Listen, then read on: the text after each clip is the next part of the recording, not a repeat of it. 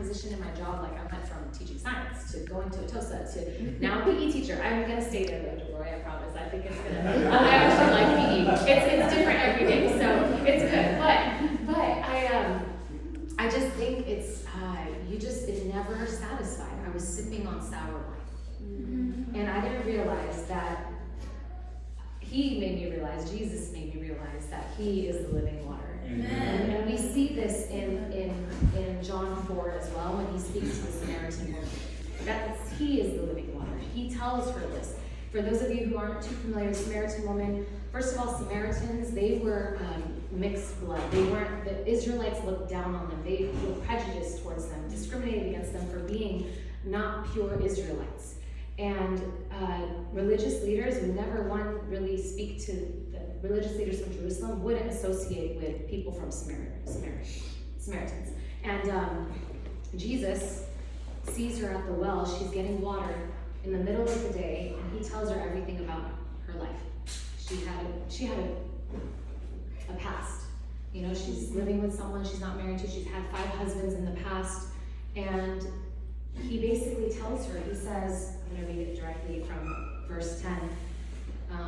If you knew the gift of God and who it is that is saying to you, give me a drink, you would have asked him, and he would have given you living water. For whoever drinks the water I give will never thirst. Later he also says in John 7, if anyone thirsts, let him come to me and drink.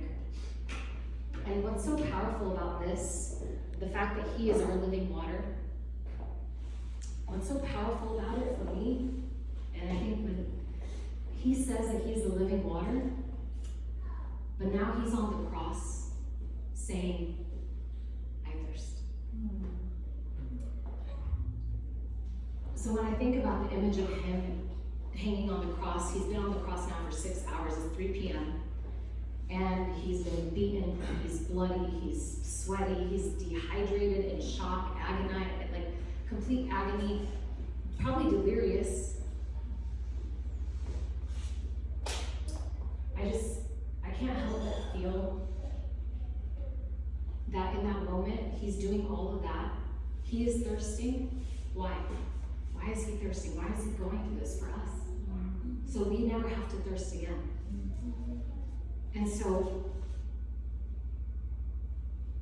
we never have to drink that sour wine again. That all we need is his living water. So he thirsted for us. The least we could do is thirst for him. Because he is the only one that is satisfied.